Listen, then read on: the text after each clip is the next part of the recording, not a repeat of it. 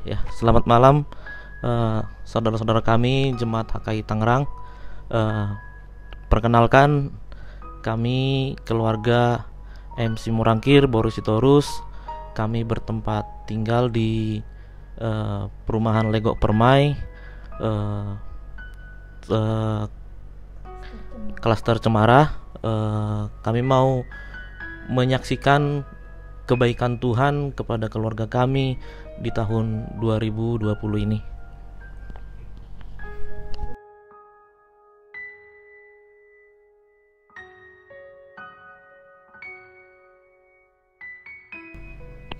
Baik. Jadi kami mau sedikit cerita lebih ke belakang ya.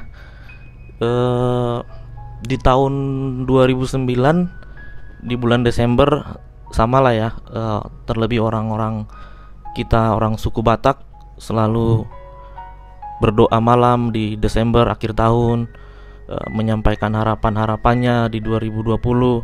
Sama seperti kami juga, keluarga kecil kami ini juga berdoa supaya di 2020 kami boleh Tuhan berikan kesehatan berlipat kali ganda, Tuhan berikan kami berkat-berkat melimpah, sehingga kami juga bisa menjadi berkat buat saudara kami, buat orang lain, buat tetangga-tetangga kami.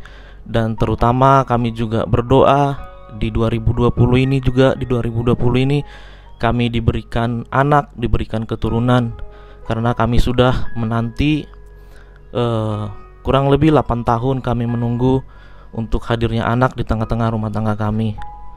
Jadi singkat cerita, di bulan Januari, salah satu anggota jemaat kita juga HKI Tangerang yang memiliki kerinduan untuk kami berdua, agar sama seperti mereka memiliki anak, menyarankan kami untuk program hamil di rumah sakit Siloam. Tapi karena pandemi, kami sudah ada niat untuk ke dokter tersebut, tapi karena pandemi kami memang mengurangi aktivitas, termasuk ke gereja, ke perkumpulan-perkumpulan, arisan-arisan pada sahur tahun, bahkan sampai dengan ke rumah sakit itu pun kami pun menghindarinya. Kami pun kita tunda dulu saja gitu. Terkait corona ini, saya kira kita semua jemaat HKI Tangerang, siapapun itu, pasti berdampak. Terlebih saya pribadi dan juga istri saya, di dunia kerja kami pun berdampak. Karena di bulan Mei sampai dengan Agustus, Agustus kami mengalami pemotongan gaji di tempat kami bekerja. Jadi memang di tahun 2020 ini memang tahun yang sangat sulit, tapi kami mencoba untuk menganggap ini sesuatu yang Tuhan berikan ujian ini, dan kami percaya Tuhan akan memampukan seluruh jemaat Tangerang, siapapun itu yang selalu berserah kepada Tuhan, bisa melalui ini. Saya mau menceritakan juga, saya orang paling aware terhadap corona ini. Di tempat kerjaan saya yang paling rewel. Selalu kalau ada teman saya nggak pakai masker, selalu saya marahi. Ayo pakai masker, pakai masker, pakai masker. Saya juga bertanya-tanya sih dalam hati saya, Tuhan, kenapa mesti saya yang kena gitu? Karena saya dan istri, protokol COVID itu kami selalu gunakan, kami selalu terapkan dalam kehidupan sehari-hari. Kami tidak menerima tamu, bahkan kami juga tidak berkunjung ke orang tua. Kami hanya menggunakan video call, melalui WhatsApp, hal-hal seperti itu yang kami lakukan. Jadi singkat cerita itu, di bulan November awal ada yang positif di tempat kerjaan saya, dan kebetulan kira-kira 5 meja dari tempat saya bekerja, tempat meja saya, ada yang positif. Saya tahunya di hari Senin, di tanggal 3 ya, hari Senin itu ya, tanggal 3, bahwa di hari sebelumnya itu ada yang positif corona. Cuman saya menganggapnya karena saya selalu pakai masker, sanitizer, jaga jarak, bawa bekal dari rumah. Jadi saya menganggapnya ya oke lah, saya juga makan minum vitamin. Dan ternyata di tanggal 4 di hari Selasa November saya meriang di kantor. Meriang di kantor. Kemudian saya pulang ke rumah. Saya selalu berdoa sama Tuhan, Tuhan, ini bukan COVID, ini bukan corona. Ini hanya sakit biasa yang saya bisa lalui, yang Tuhan pasti sembuhkan gitu. Tapi di hari Rebonya saya makin panas tinggi. Akhirnya saya usahakan saya pergi ke klinik di dekat rumah di Legok juga. Dilakukan pemeriksaan, kemudian dikasih obat, beberapa obat, kemudian pulang ke rumah. Di hari Kemisnya atasan saya nelpon saya, Nal, hari ini kamu ke Bethsaida, lakukan swab PCR. Ya karena saya merasakan bahwa ini hanya sakit biasa, saya langsung segera ke Bethsaida ya, ke Bethsaida. Terus di hari Kemisnya saya swab test PCR, pulang ke rumah seperti biasa. Terus istri saya dia kerja, jadi saya pergi sendiri. Kemudian setelah swab, karena saya ngambilnya di hari yang sama hasilnya, kemudian saya H+1. Jadi di hari Jumat baru keluarnya hasil swabnya. Nah, hasil swabnya itu keluar di jam 10 pagi di hari Jumat. Dan ternyata saya dinyatakan positif. Ketika saya mengetahui positif, ada kepanikan sih sebenarnya. Ada kepanikan karena doa kami yang di 2019 akhir Tuhan jawab di bulan Agustus. Jadi istri saya positif hamil di bulan Agustus tanpa kami ke dokter yang Siloam tadi melakukan program hamil. Hati tambah khawatir karena dari hari Selasa tanggal 3 Senin tanggal 3 sampai dengan Kamis saya masih bersama dengan istri. Saya masih dalam satu rumah yang sama, tidur pun bersama gitu. Singkat cerita, ketika saya tahu saya positif, saya mengabari semua orang yang berinteraksi dengan saya dari mulai tanggal 3 sampai dengan hari Kamis itu. Jadi saya informasikan semua, teman-teman, saya positif COVID-19. Kemarin kita interaksi, tolong kalian juga melakukan swab test atau rapid test. Nah, saya juga langsung telepon istri saya bilang, saya positif ini. Kamu segera ke Bethsaida, lakukan juga tes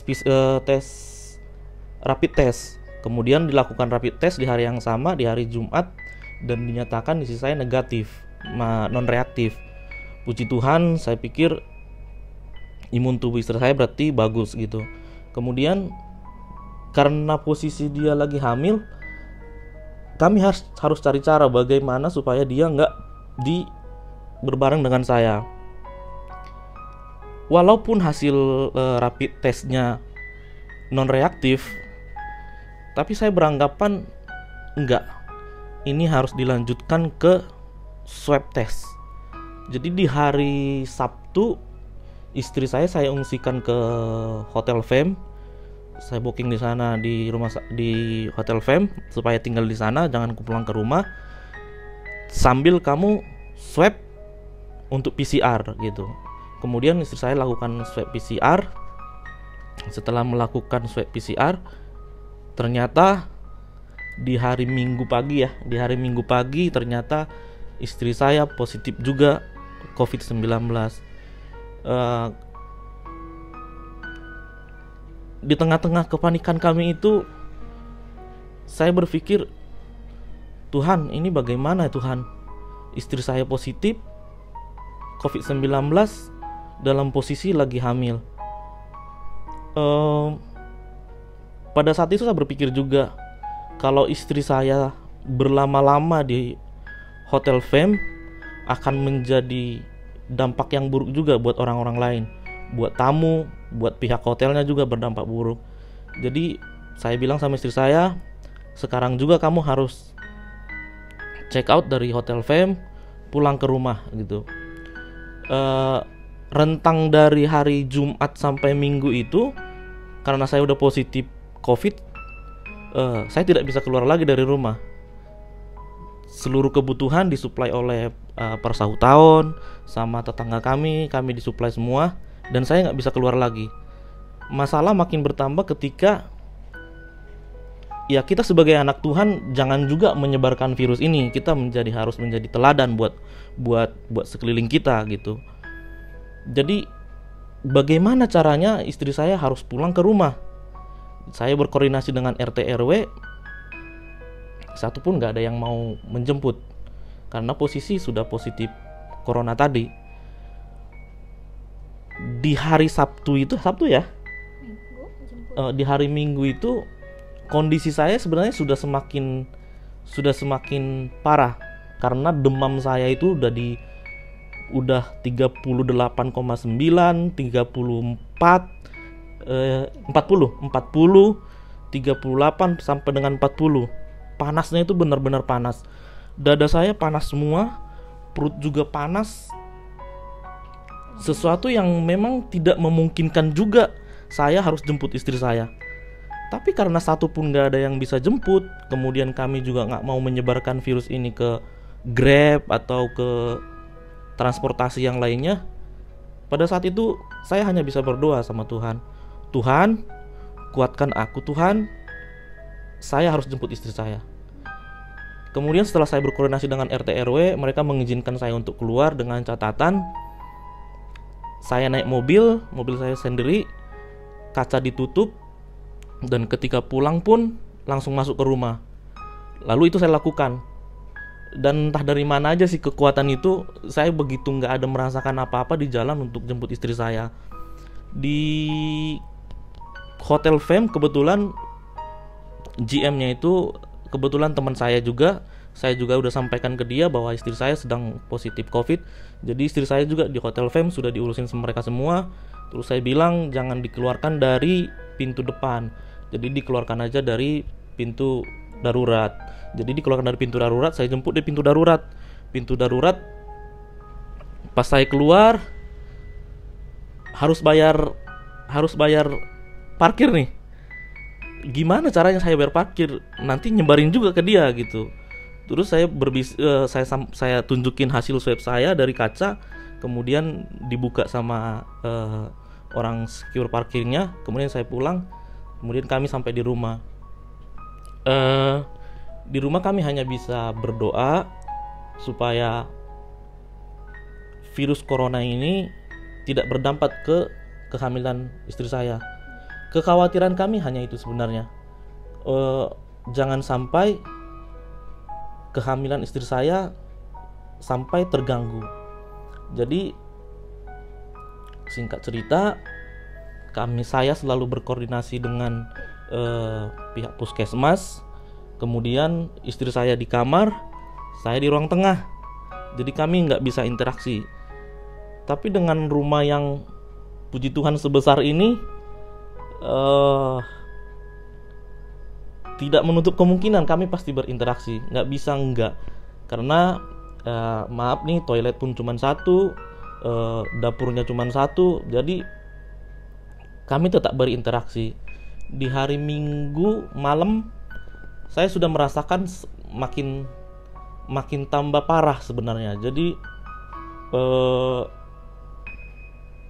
gejala COVID ini semakin banyak di saya.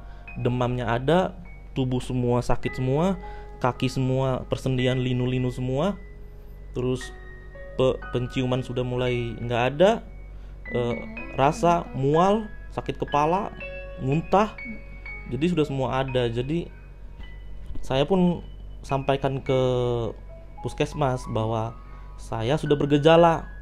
Jadi tolong saya dirujuk ke rumah sakit yang menjadi rujukan COVID. Terus mereka berkoordinasi, RT RW Persahutaon dan juga puskesmas Di hari Senin kami pun dibawa ke rumah sakit Siloam. Puji Tuhan kami ditempatkan di ruang yang sama, dan sepanjang perawatan, sepanjang di rumah sakit, saya yang paling merasakan gejala virus corona ini. Kalau istri saya tidak terlalu merasakan, hanya hilang penciuman dan gatal tenggorokan aja. ya. Jadi istri saya hanya mengalami hilang penciuman dan gatal tenggorokan. Tapi masalah pun semakin berat itu ketika di hari Senin itu, Senin pagi sebelum kami ke rumah sakit, istri saya pendarahan. Di situ kami semakin panik, terlebih istri saya semakin panik. Kemudian kami hanya bisa berdoa di dalam kamar. Pada saat itu kami berdoa, Tuhan, biarlah rencanamu yang terjadi dalam kehidupan saya, rumah tangga saya ini, dan juga anak yang ada dalam kandungan istri hamba. Kami mencoba telepon bidan yang terdekat. Kebetulan di samping rumah ada bidan. Tapi balik lagi, karena corona, bidan pun gak bisa sampai harus ke rumah, harus memegang istri saya, gak bisa dilakukan.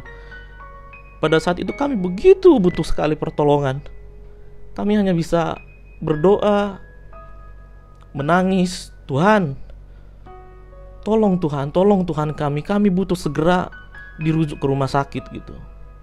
Dan puji Tuhan di jam 10 pagi kami pun mendapat ruangan di Siloam. Kami dibawa ke sana, kemudian dilakukan semua pemeriksaan. Saya CT scan, terus foto toraks, dan bersyukurnya kami ditempatkan di kamar yang sama. Pikiran kami hanya ke kehamilan istri saya.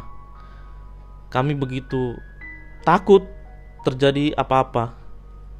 Jadi singkat cerita, di hari Senin malam dokter kandungan datang, kemudian bawa alat USG banyak ke dalam ruangannya. Terus istri saya diperiksa, dan yang kami takutkan itu terjadi. Ternyata detak jantungnya sudah nggak ada. Kami hanya bisa menangis pada saat itu, terlebih istri saya hanya menangis, dan dokter bilang besok kita harus lahirkan ini anak.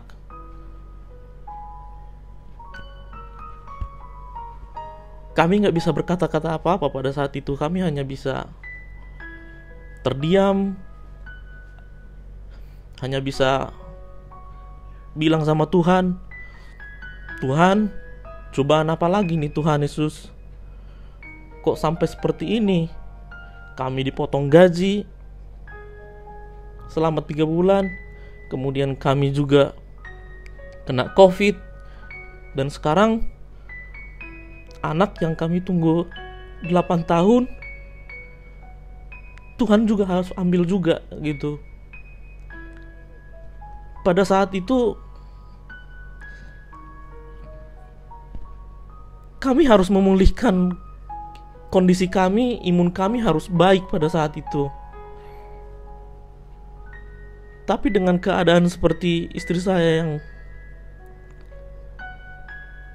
harus melahirkan dengan usia kandungan 3 bulan 1 minggu 3 bulan 1 minggu, rasanya kami sangat sulit untuk menerima semua keadaan itu. Di hari itu juga 3 hari sesaknya itu benar-benar sudah sesak sekali. Saya udah merasakan sesak sekali di rumah sakit. Bahkan turun dari tempat tidur pun, dari bednya itu saya udah nggak bisa. Saya pakai alat bantu nafas semua, dan kami berjarak dengan istri. Bednya, saya melihat istri saya ketika disuntikan obat kontraksi, saya melihat istri saya meraung-raung kesakitan, dan saya tidak bisa melakukan apa-apa. Saya tidak bisa turun dari tempat tidur untuk menenangkan dia gitu. Kemudian di sore hari di hari Selasa, istri saya masih kesakitan. Terus saya berkata dalam hati saya, Tuhan, mampukan kami untuk berdoa bersama gitu. Kemudian saya turun dari tempat tidur saya samperin istri saya. Kemudian kami berdoa. Tuhan, terima kasih Tuhan untuk pencobaan ini. Terima kasih Tuhan untuk 3 bulan, sukacita yang Tuhan berikan kepada kami. Kami bisa mendengarkan detak jantung anak kami. Itu suatu yang mujizat buat kami pada saat itu.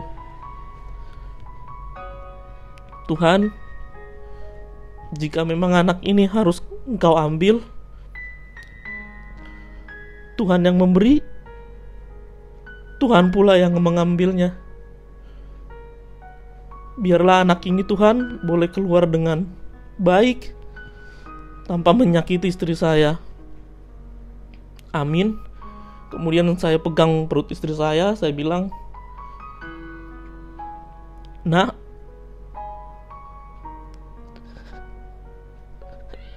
terima kasih ya Nak ya. 3 bulan kamu selalu menyapa kami dengan detak jantungmu. Terima kasih juga 3 bulan ini Papa melakukan aktivitas membersihkan rumah, mencuci, memasak, nyetrika. Saya lakukan semua, Papa lakukan semua. Asupan gizi mamamu juga Papa perhatikan semuanya. Mamamu perhatikan semuanya. Terima kasih Nak, saya bilang. Dan kemudian saya bilang, keluar ya Nak, biar mamanya jangan dikuret, biar mamanya gak sakit. Setelah itu, hanya sepersekian detik apa menit, istri saya udah gak merasakan sakit apa-apa lagi. Kemudian saya bertanya, kok kamu gak ngerasain sakit lagi? Terus istri saya bilang, iya, Tuhan itu baik. Tapi kok gak sakit lagi? Saya bilang, apa perlu saya panggil dokter? Gak usah. Terus kata istri saya, kayaknya udah keluar deh gitu. Terus saya coba cek, ternyata sudah keluar. Ada segumpalan gini ya, gumpalan ini. Kemudian saya langsung panggil perawatnya datang. Terus dibilang nggak boleh difoto. Terus diambil semua daging itu, semuanya diambil, terus dibawa, terus dibersihin semua. Kemudian susternya balik lagi. Nanti malam dokternya datang. Ternyata iya benar sudah keluar semua, dan besok akan dilakukan lagi pembersihan untuk istri saya. Ya, begitulah kira-kira yang kami rasakan selama di rumah sakit yang bisa saya sampaikan.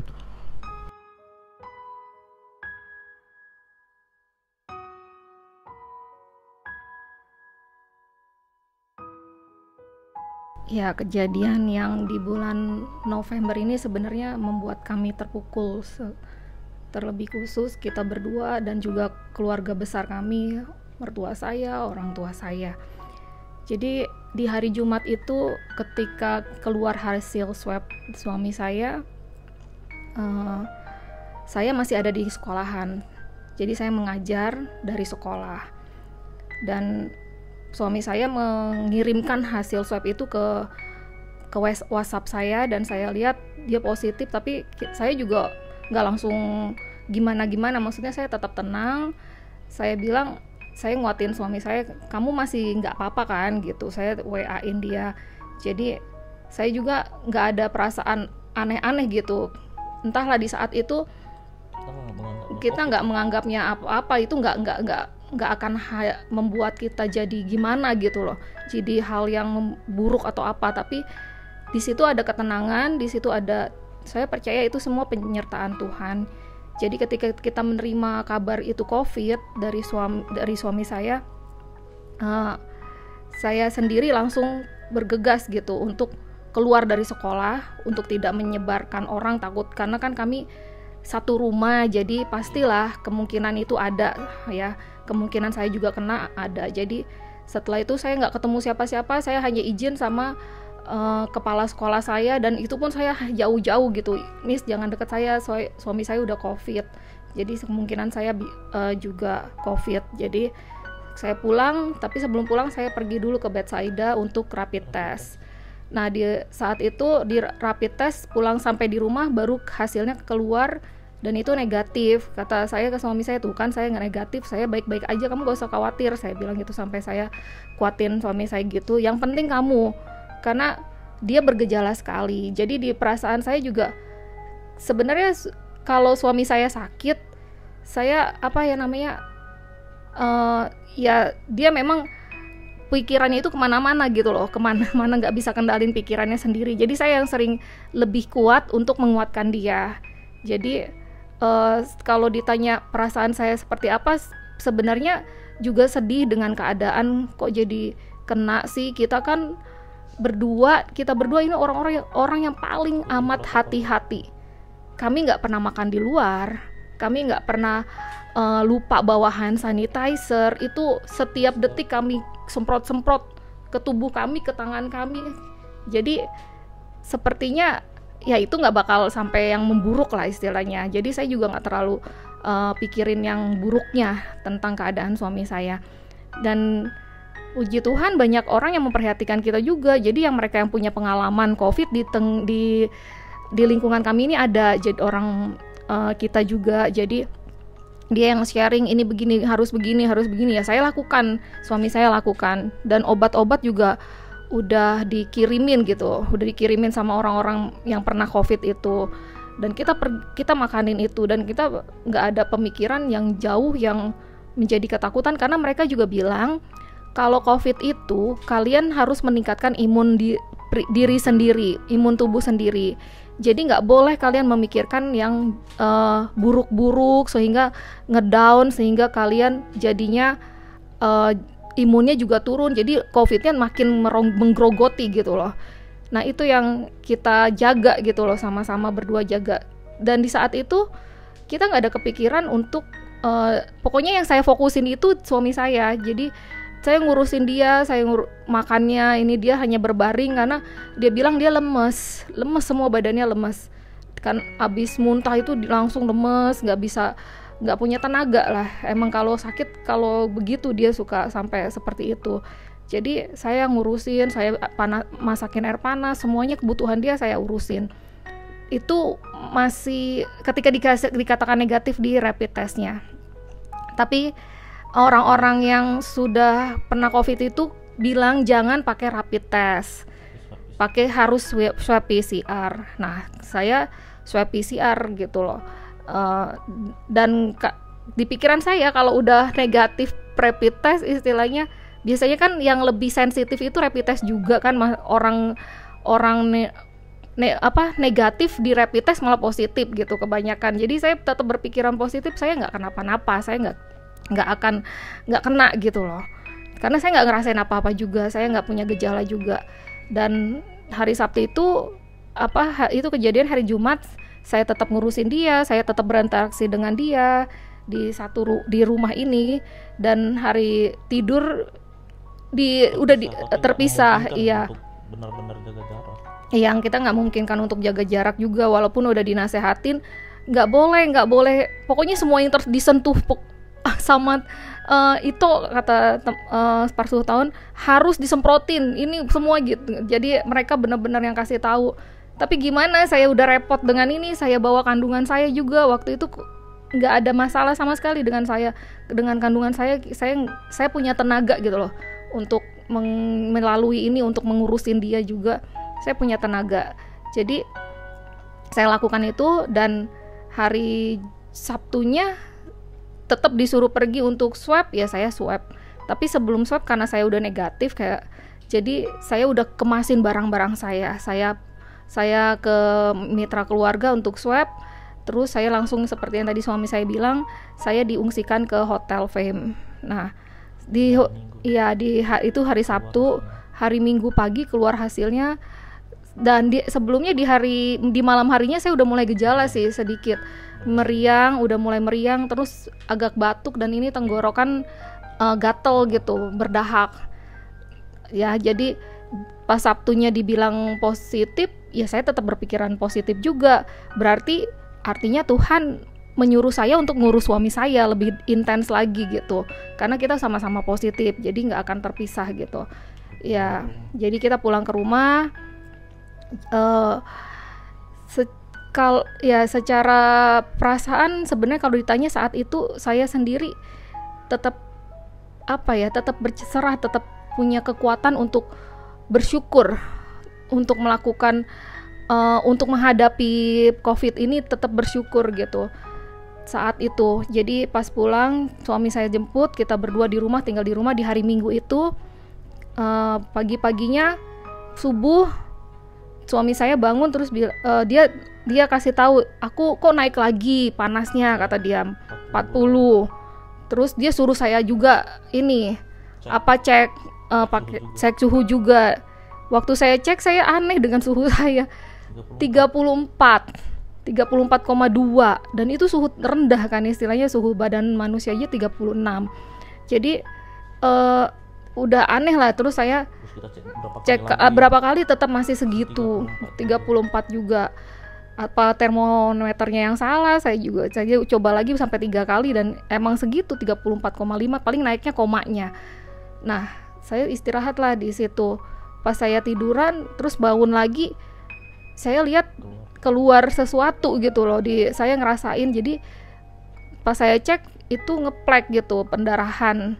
Dan di situ saya teriak gitu, Tuhan kenapa gitu, aku kenapa nih. Terus dia langsung samperin saya udah panik di situ, saya udah bener-bener nggak bisa terima, kok jadinya pendarahan.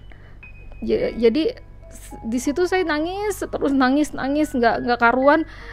Kata suami saya, enggak ini dia juga sebenarnya udah pengen nguatin saya, tapi dia sendiri juga udah nangis juga. Kita berdua di situ nangis di dalam kamar, nggak ada yang tahu, nggak ada yang iniin, ya kita hanya cuman bisa nangis. Tapi suami saya bilang lagi, ayo kita berserah, kita harus kuat, kita berdoa, kita sama-sama berdoa. Tuhan, ya kita berdoa di kamar, dan yang kita doakan yaitu kata-kata itu, Tuhan, Engkau yang sudah memberikan anak ini, kami percaya Tuhan Engkau juga yang akan memeliharanya, dan kemauan kami itu ya anak ini ada gitu, tetap ada, tetap bersama kami, tetap sehat.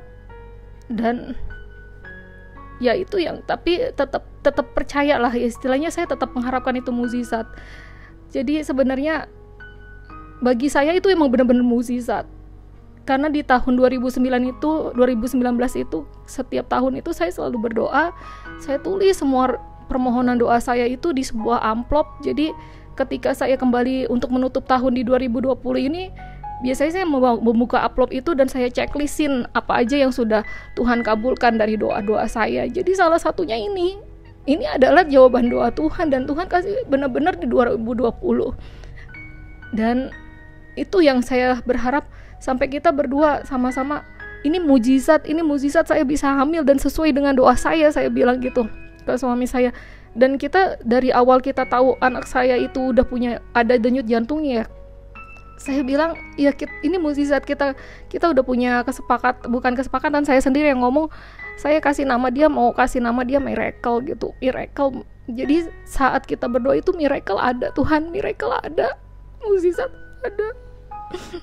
Jadi aku bilang gitu sama Tuhan, dan ya kita tetap percaya saat itu nggak terjadi apa-apa karena ini miracle. Saya bilang ini mukjizat, saya bilang gitu.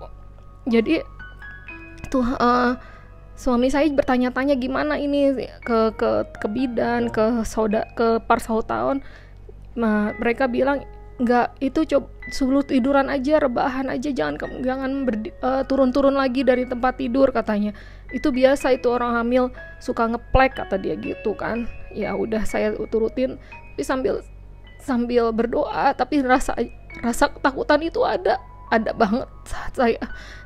Rasanya sebenarnya udah hopeless juga, karena ini udah pendarahan gitu, kayaknya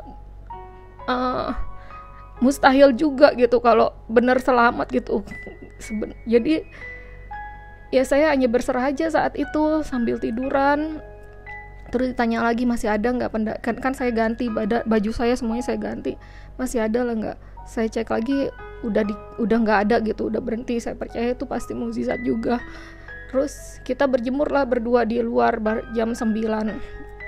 Selesai berjemur keluar lagi dan itu aduh, iya, jadi lebih banyak dari yang tadi. Keluar lagi dan saya disuruh tiduran lagi. Ya jam 10 itu suster datang untuk ngebawa kita ke rumah sakit Siloam. Nah di rumah sakit Siloam itu suster kebidanan gitu, dia berusaha untuk menenangin saya dengan mencari denyut jantung anak saya gitu loh. Jadi katanya, Bu, saya periksa dulu pakai alat ini ya, Bu, katanya. Pas diperiksa, tapi Bu, biasanya memang alat ini nggak bisa mendeteksi. Saya cuma mau coba aja ya, Bu, katanya gitu. Jadi tetap nggak ada, pakai alat itu pun nggak ada. Dan saya harus tunggu dokter kandungan datang gitu untuk bisa alatnya ada, bawa alat USG. Jadi di malam itu dia datang, kita di USG. Sebelum USG aku juga udah berdoa sama Tuhan ini miracle harus sama saya harus punya miracle, ini miracle Tuhan, saya butuh mukjizat, saya bilang gitu. Dan di saat itu saya tenangin diri, saya nggak boleh pikirin yang jelek-jelek. Jadi saya tenangin diri. Waktu dokter datang pun semuanya diperiksa, dokternya diem dulu gitu loh. Dia memastikan satu sama lain ini beneran nih, nggak dengar kan, nggak ada yang kedengeran kan, kata dia gitu. Pas dia ngomong nggak ada yang kedengeran, makin sedih lah hati saya. Ya dia bilang, Bu, anak ibu udah nggak ada denyut jantungnya lagi, katanya gitu.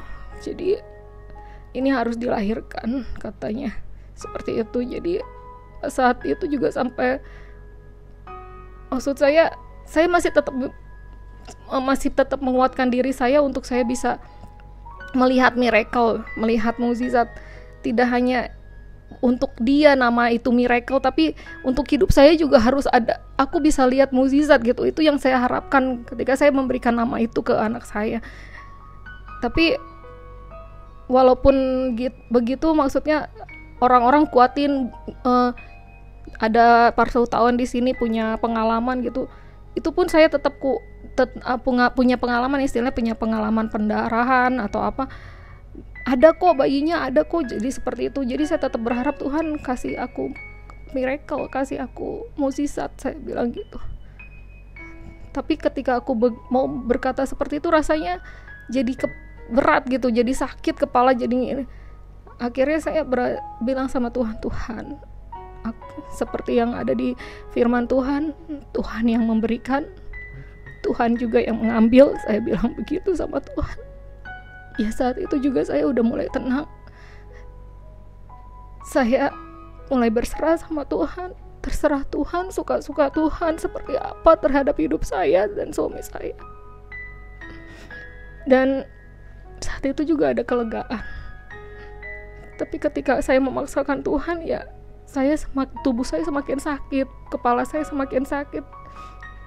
Dan firman Tuhan yang saya katakan itu, Tuhan yang memberikan kami, Tuhan yang mengambil pun, itu menjadi kekuatan buat saya, buat kami berdua untuk lebih berserah lagi sama Tuhan, bahwa itu adalah milik Tuhan dan dia akan kembali lagi buat menjadi anaknya Tuhan. Jadi ya kita belajar untuk pasrahkan, belajar untuk ikhlas untuk semua ini, walaupun untuk mendapatkannya itu butuh waktu, perjuangan yang sangat berat gitu. Semuanya udah kita lakukan.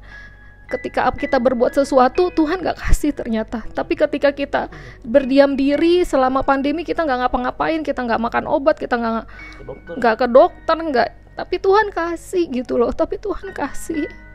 Dan itu mukjizat, memang benar. Saya percaya itu mukjizat. Walaupun saat kami berdoa agar miracle itu ada, saat itu pun mukjizat. Saya percaya itu mukjizat. Sekalipun dia saat ini tidak bersama kami, sekalipun dia harus dilahirkan karena kondisi janin saya yang tidak berdetak jantung lagi, yaitu mukjizat bagi saya. Itu.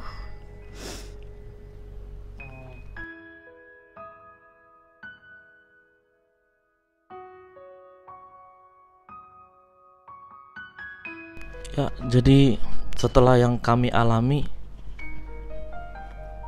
saya mau menceritakan yang pas di hari Senin istri saya pendarahan itu, kami berdoa. Kami berdoa seperti yang tadi saya bilang itu. Pencobaan ini begitu berat. Pencobaan yang kemarin itu begitu berat sekali. Tapi saya bilang sama Tuhan, Tuhan,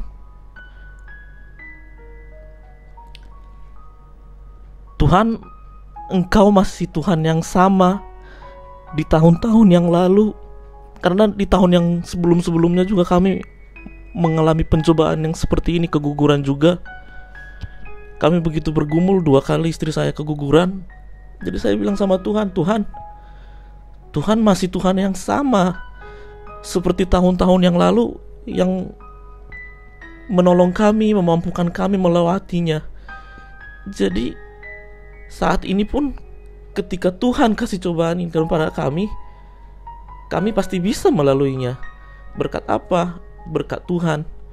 Tuhan yang begitu nyata dalam kehidupan kami.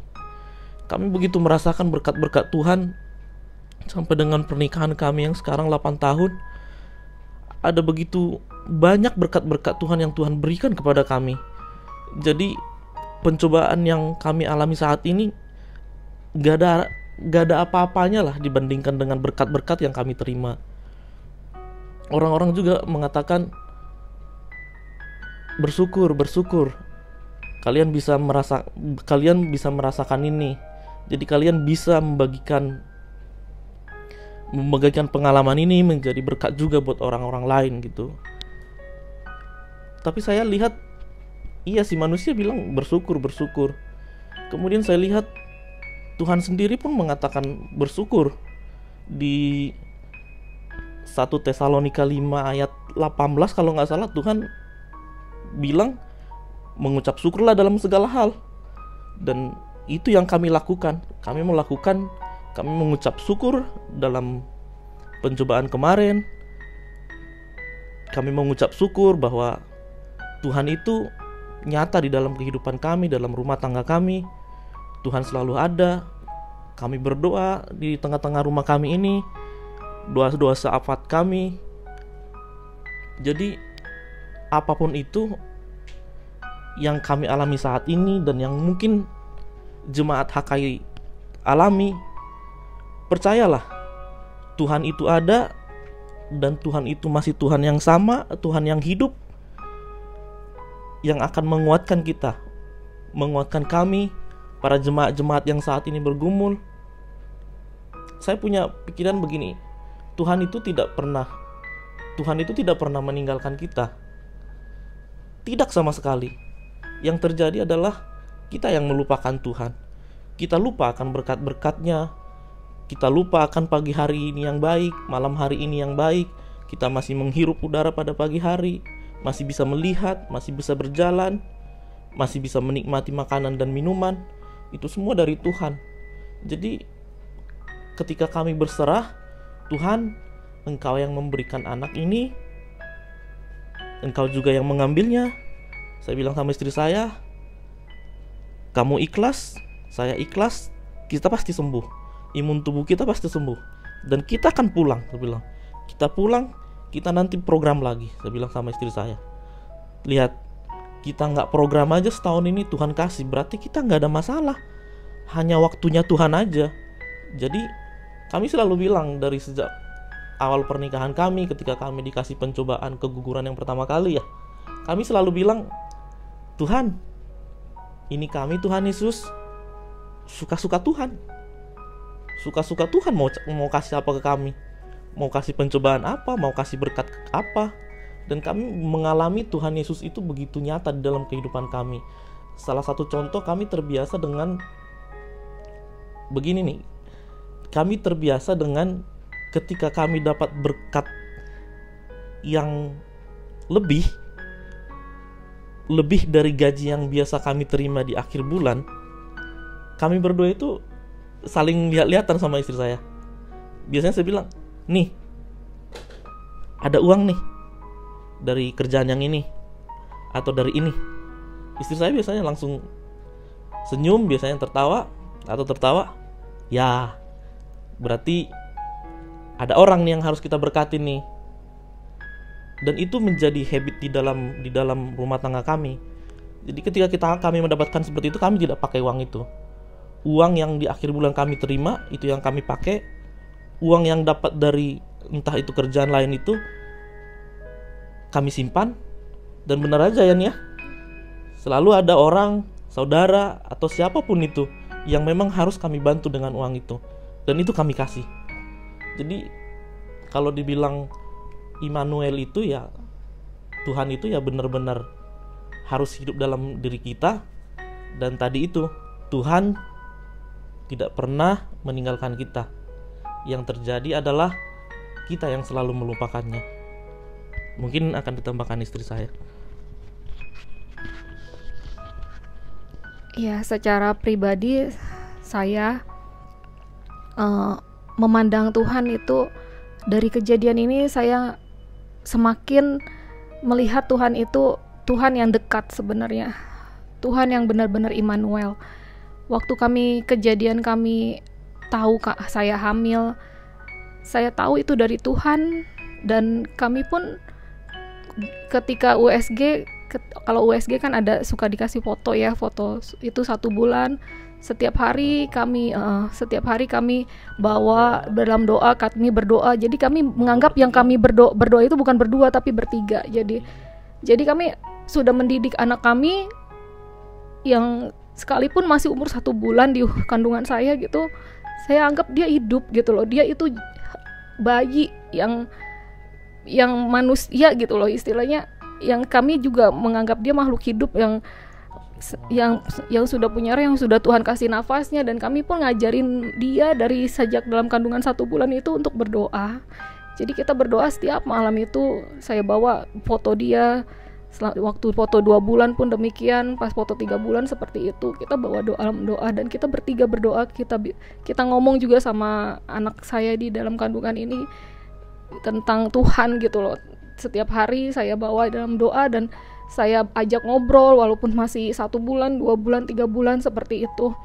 Jadi kalau saya ngerasa sakit atau mual, saya ajak dia ngobrol, yuk kita sama-sama kerja ya sama mama, kamu baik-baik ya, Tuhan jagain kamu ya, Tuhan lindungin kamu, Tuhan sayang sama kamu, Tuhan sayang kita berdua ya nak, Tuhan jagain kita. Saya bilang seperti itu. Jadi saya tahu Tuhan itu hidup, Tuhan itu ada, Tuhan itu menyatakan dirinya pada saya gitu. Jadi saya nggak melupakan dia. Selama saya mengandung ini, saya sudah ajarin itu ke anak saya yang di dalam kandungan. Dan ketika saat pencobaan itu datang, ketika anak ini pun Tuhan sayangi sehingga dia ambil kembali. Yang saya pelajari, yang saya dapat dari kejadian ini, saya semakin tahu, sekalipun saya berdoa sebagaimanapun itu, tetap Tuhan yang punya kendali. Tetap Tuhan yang ketika Tuhan bilang itu milikku, dan saya sudah berserah itu memang milik Tuhan. Dan cara Tuhan bilang itu milikku pun saya pernah berpikir waktu itu, Tuhan ini milikmu, Tuhan selamatkan anakku supaya aku, biarlah ini jadi milikmu. Saya sudah berpikiran mau memberikan anak ini seperti Samuel yang nanti besar menjadi pelayan Tuhan. Seperti itu, Tuhan tolong supaya anak ini hidup, saya akan berikan dia buat Tuhan. Tapi kata-kata itu ternyata berikan buat Tuhan itu emang benar-benar Tuhan ambil gitu. Tuhan, ya aku yang memberi, aku yang mengambil. Firman Tuhan, terpujilah Tuhan, tetap terpujilah Tuhan. Jadi Tuhan itu tidak pernah meninggalkan sebenarnya, walaupun keadaan kami sangat terpuruk saat itu. Sedetik pun saya merasa Tuhan gak pernah tinggalin saya. Saya masih bisa bilang, Tuhan kau baik banget ya. Sebenarnya doa-doa saya ini sebenarnya Tuhan jawab loh. Tuhan jawab sebenarnya. Saya ngomong juga dalam hati saya seperti itu. Tidak ada satupun doa yang saya naikkan kepada Tuhan tidak Tuhan jawab. Karena Tuhan Immanuel, Tuhan yang selalu beserta kami, Tuhan yang selalu beserta saya bilang. Saya ingin melahirkan anak saya normal, Tuhan jawab. Jadi sebenarnya waktu kita tahu anak saya hamil gitu, saya juga doa seperti itu. Anak saya sehat, anak saya lahir normal, seperti itu. Dan beneran Tuhan jawab. Anak saya istilahnya sehat, keluarnya nggak berantakan, dalam arti nggak perlu dikuret, nggak perlu dihancurkan gitu karena dikuret. Dan Tuhan jawab juga, saya melahirkan dia dengan utuh. Benar-benar saya merasakan sebagai seorang ibu yang bisa melahirkan saat itu, walaupun saya tidak sampai bisa menggendong dia sebagai bayi, walaupun hanya sebagai janin, tapi bagi saya itu Tuhan ada di dalam semua itu. Jadi apapun yang saya alami saat ini, saya percaya itu akan menjadi berkat. Jadi apa yang kami alami ini bukan berarti untuk menjadi kesedihan kita berdua, tapi untuk menjadi berkat buat orang lain, menjadi kesaksian. Dan saya lihat itu sehingga saya juga bisa menguatkan orang lain. Kemarin ada orang tua murid juga yang WA saya, suaminya sakit begini kondisinya sama seperti suami saya waktu itu, sampai sesak, nggak bisa ngomong, harus di oksigen. Dan saya menyaksikan kebaikan Tuhan itu kepada dia gitu loh. Dan dia Katolik, jadi dia juga jadi terbuka, Tuhan itu ada ternyata. Tuhan, walaupun saat ini dia juga sedang berjuang juga, sama persis suami istri gitu. Jadi ya itu sih yang saya lihat, Tuhan itu benar-benar Immanuel. Dan saya selalu katakan itu, dan firman yang sudah saya katakan itu semua sebenarnya terjadi. Apa yang saya imani, Tuhan Yesus beserta saya, Immanuel itu benar-benar hidup, benar-benar ada, benar-benar saya miliki. Miracle itu pun yang walaupun saya bilang miracle itu menjadi nama buat anak saya, dan saya berharap nama itu menjadi memang benar-benar miracle gitu. Maksud saya tadinya berharap untuk dia hidup dan saya bisa melahirkan. Jadi rencananya itu saya melahirkan itu nanti di bulan Mei, pas di hari ulang tahun saya sebenarnya. Jadi semuanya sebenarnya saya pikirin lagi udah diatur Tuhan ya tuh. Sebenarnya harusnya kado ulang tahun saya pernah minta sama Tuhan kasih aku kado dong di ulang tahun ini Tuhan, kado untuk aku bisa satu aja Tuhan, kado yang saya inginkan itu ya saya punya anak. Dan waktu dokter kandungan itu bilang anak ini dilahirkan di bulan Mei, nantinya saya sempat terbuka pikiran gitu, loh kok pas ya, bener loh Tuhan mau kasih kado loh buat saya gitu loh, di ntar tahun depan gitu. Jadi ya itu gitu ternyata. Tapi di tahun ini pun saya pernah bilang sama Tuhan, untuk tahun ini waktu Tuhan saya punya anak di tahun ini, bukan hamil tapi punya anak gitu loh. Jadi punya anak berarti kan anaknya udah lahir ya, udah dilahirkan. Dan ternyata yang saya lihat lagi, oh iya ya bener Tuhan, saya punya anak, saya benar-benar melahirkan di tahun ini, saya benar-benar punya anak. Jadi segala yang terjadi di saat kami mengalami keterpurukan ini sebenarnya sesuatu yang memang ingin Tuhan nyatakan bahwa aku sudah mengabulkan doamu. Sebenarnya aku sudah menjawab doa kamu sesuai dengan yang kamu minta.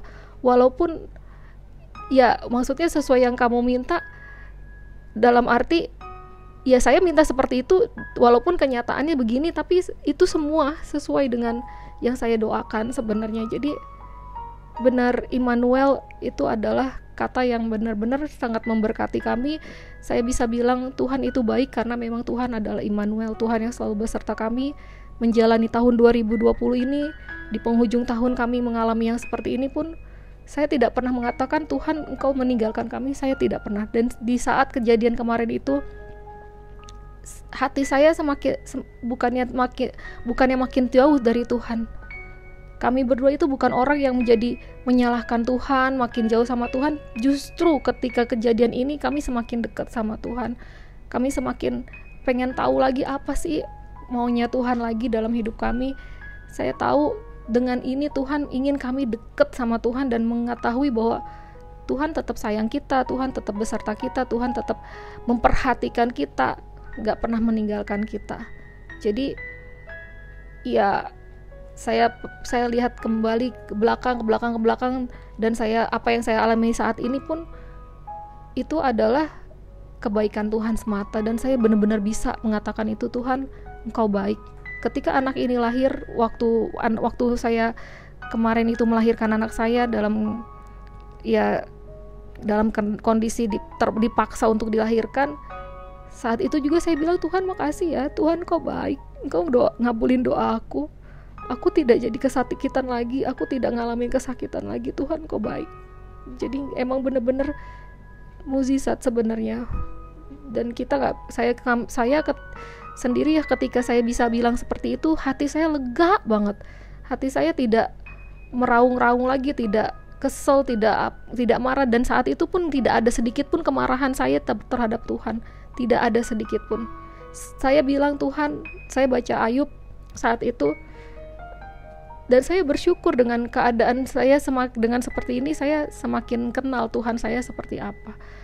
Ketika saya tidak mengalami ini, saya tidak pernah tahu Tuhan itu seperti apa kasihnya. Tapi ketika saya mengalami ini, saya tahu betapa besarnya kasih Tuhan buat saya. Itu.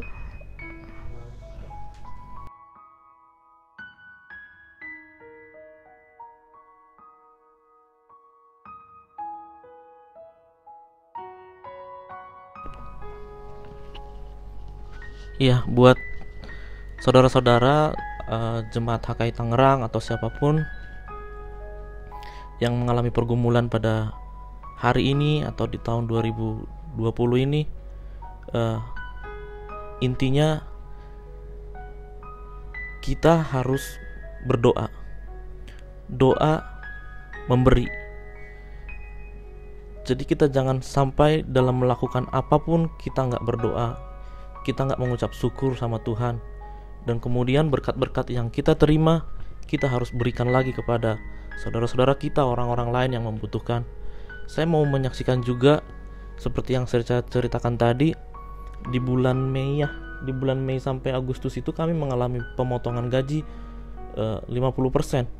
Bukan sesuatu yang kecil, karena dengan gaji yang 100% pun kita sudah tahu plot-plotnya kemana aja, bayar ini, bayar itu. Tapi ketika kita dikasih gaji 50%, wah, kita pasti bingung lah untuk mengatur keuangan seperti itu. Tapi di tengah-tengah itu Tuhan selalu berikan rezeki. Tuhan malah berikan lagi, dikasih lagi. Kenapa? Karena kita berdoa, minta sama Tuhan supaya kita dipelihara kehidupannya. Kemudian ketika pas kami merasakan COVID kemarin, mungkin di luar sana juga ada yang merasakan COVID juga. Mungkin jemaat-jemaat Tangerang, KKI Tangerang ada yang lagi sakit juga. Percayalah, pertolongan Tuhan itu nyata. Kami sendiri sudah merasakannya.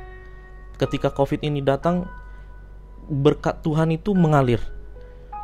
Kami merasakan kayaknya Tuhan menggerakkan setiap orang untuk menolong kami, memberikan makanan, mengirimkan minuman, memberikan obat, vitamin, bahkan sampai dengan saya swab ada orang yang bayarin.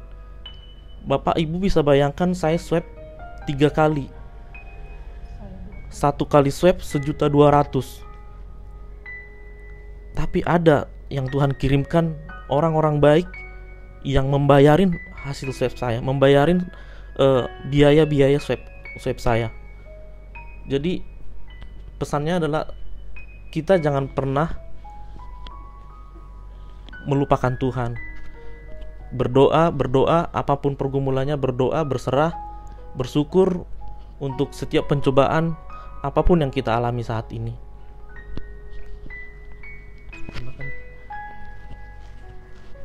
Ya, buat kita yang saat ini, buat jemaat, buat saudara-saudara semua yang saat ini dalam pergumulan, dalam pencobaan, saya hanya mau men-sharekan bahwa ketika kita dalam pencobaan, satu hal yang kita jangan sampai pernah lakukan adalah meninggalkan Tuhan. Tidak sama sekali, itu suatu tindakan yang salah. Justru ketika kamu mengalami cobaan, di situ ada Tuhan sebenarnya. Di situ kita bisa benar-benar merasakan Tuhan.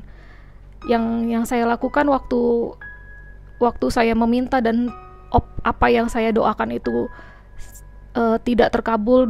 Saya meminta Tuhan biarlah anak ini tetap hidup, tapi Tuhan tidak izinkan seperti itu. Tuhan lebih sayang dia, Tuhan lebih mau dia bersama-sama dengan Tuhan saat ini. Yang saya lakukan ya, ketika dalam pencobaan kamu harus bisa tetap mengucap syukur sebenarnya. Ketika kamu bisa mengucap syukur, Tuhan melihat ketulusan hatimu mengikuti dia. Tuhan melihat bahwa kita bukan orang anak-anak Tuhan yang mau enaknya aja. Jadi saya rasakan itu sendiri di dalam waktu kami mengalami itu. Tuhan, saya bilang, Tuhan, ini sudah benar kehendak-Mu. Kami sudah mengatakan, Tuhan, suka-suka-Mu, suka Tuhan, karena hidup kami adalah milik Tuhan. Apapun yang ada pada kami, bahkan sekalipun itu nyawa kami, itu adalah milik Tuhan, saya bilang gitu. Dan saat itu saya tidak akan mempertanyakan kenapa ini terjadi, Tuhan. Saya nggak pertanyakan itu. Benar-benar mulut saya tutup, istilahnya pikiran saya tutup. Saya tidak akan bertanya, Tuhan kenapa sih? Kalau kita mau pikir ke belakang lagi, pasti kita dengan egoisnya pengen nanyain, Tuhan kok saya sih yang kena, Tuhan. Tapi saya mau berhenti. Saat itu saya tidak mengatakan itu. Saya tidak mengatakan itu ketika saya sudah berserah sama Tuhan. Jadi Tuhan, kalau kita sama-sama dalam pergumulan, yang Tuhan ingin lihat adalah bagaimana kamu menghadapi pergumulan itu bersama Tuhan. Bukan bagaimana kamu bergulut dengan otak dan pikiran kamu menanyakan kenapa ini terjadi sama saya, Tuhan. Enggak. Tapi belajarlah kita sama-sama mengucap syukur, semakin dekat sama Tuhan. Gak usah pertanyakan kenapa ini terjadi. Kita gak akan bisa mendapatkan jawabannya. Tapi ketika kita berserah, merendahkan diri di hadapan Tuhan, mengalami pencobaan itu, Tuhan memang Tuhan nggak kasih jawaban kamu begini karena begini. Jadi orang-orang akan mungkin melihat kita, orang-orang di luar sana ya, mungkin dalam kita menghadapi pencobaan, mereka akan mengenyek kita dalam arti, lu sih kamu yang terlalu bersih aja begitu kena gitu kan, bisa aja kita dijelek-jelekin gitu. Beneran kami bersih banget gitu loh, bener-bener sebersih-bersih mungkin. Semua kalau kita pulang pun kita udah jaga bener-bener hidup kita ini untuk bersih gitu. Semua yang diajarin pemerintah kami lakukan dengan baik, tapi kami kena. Berarti kan itu istilahnya bukan karena itu gitu loh. Terus mungkin ada yang berpikir lagi, kamu sih nggak suka memberi atau apa gitu, atau karena kamu banyak dosa atau apa. Stop. Ya, jangan berpikiran aneh-aneh tentang Tuhan, tentang diri kamu. Ketika kita dalam pencobaan, ya Tuhan hanya ingin urusannya antara kamu dan Tuhan gitu. Saat itu saya berpikir itu urusannya aku dan Tuhan. Jangan dengarkan orang-orang yang di sekeliling kita yang mengejek kita dalam keadaan seperti ini karena sesuatu yang salah kamu gitu loh. Saya nggak salah gitu. Saya bilang sama Tuhan, saya nggak salah Tuhan. Saya sudah lakukan dengan baik. Saya menjaga diri saya menjaga anak saya mendoakan dia. Coba saya makan, saya nggak pernah makan buah. Sekarang saya makan buah, minum susu, semuanya saya lakukan untuk kebaikan tubuh saya, kebaikan anak saya. itu sudah saya lakukan, dan saya tidak menuntut itu sama Tuhan, karena saya sudah melakukan yang benar di hadapan Dia. Saya sudah menjaga dengan baik-baik anak saya, tubuh saya jaga baik-baik. Tapi memang itu saya lihat lagi, ketika kita dalam pencobaan, jangan pernah berpikir karena kamu dosa, kamu salah, tapi berpikirlah bahwa Tuhan ingin dekat sama kamu. Tuhan ingin kamu berlari sama Dia. Tuhan ingin melihat seberapa kamu setia sama Dia. Jadi tunjukkan itu di hadapan Tuhan kalau kamu benar-benar setia sama Tuhan, sekalipun pencobaan itu datang sama kamu. Jadi kita ini anak-anak Tuhan, jangan mau enaknya aja, yang enaknya aja. Saya bilang sama diri saya sendiri, dan saya bilang juga sama suami, berkat itu udah terlalu banyak dikasih, kita terima sama. Tapi ketika kita dalam pencobaan, masa cuman sekali begini aja kita langsung menghindarin Tuhan, ninggalin Tuhan, kan enggak. Jadi ya itulah, kesaksian ini kiranya menjadi berkat bahwa Tuhan tidak pernah meninggalkan kita. Kita boleh ingat lagi lebih banyak kasih Tuhan, berkat Tuhan yang kita terima daripada pencobaan yang kita alami. Jadi seandainya 1000 berkat udah kita terima, masa gara-gara satu pencobaan kita melupakan Tuhan, marah-marah sama Tuhan? Enggak seperti itu. Kita anak-anak Tuhan yang tahu isi firman, yang tahu Tuhan kita hidup, Tuhan kita sayang sama kita. Ya Tuhan ingin lihat kesetiaan kamu. Ketika kamu pencobaan, kamu lebih senang berkat dari saya apa dekat dengan saya. Itu sih yang saya pelajari dari semua yang kami alami berdua saat ini. Terima kasih.